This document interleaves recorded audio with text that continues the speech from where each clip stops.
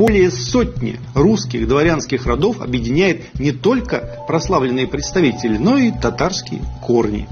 Сабуровы и Годуновы. Они произошли от Мурзы Чета, приехавшего из Золотой Орды на Русь в 30-е годы XIV века, а Годунов, на минуточку, страной правил практически.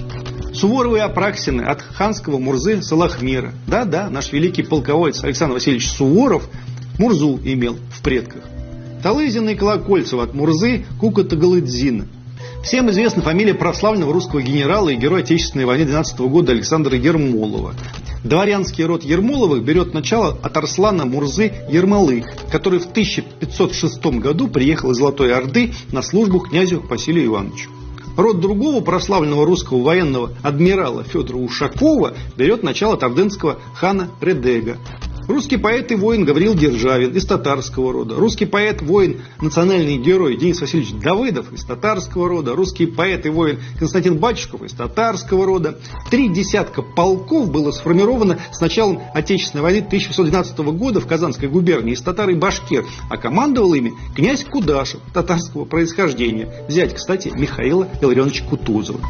Среди дворян Кудашевых потомки 2 сыновей татарского князя Кудаша, Булая и Семенея. Татарское происхождение Кудашевых зафиксировано и на фамильном гербе рода, где на красном щите над скрещенными саблями красуется мусульманский полумесяц со звездой.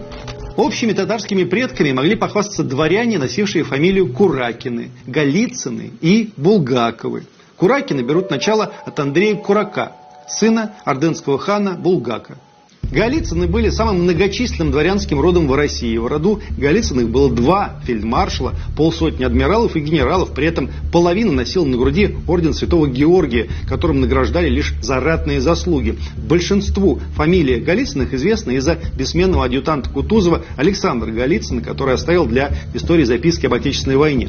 Татарское происхождение имеет и одна из ветвей рода Булгаковых, Рязанская. Общим предком рязанских Булгаковых назван Иван Иванович Шалин, предком которого, в свою очередь, был Шаин, Шай. Этот человек, приехавший со многими людьми на службу к великому князю Олегу Рязанскому в конце XIV века.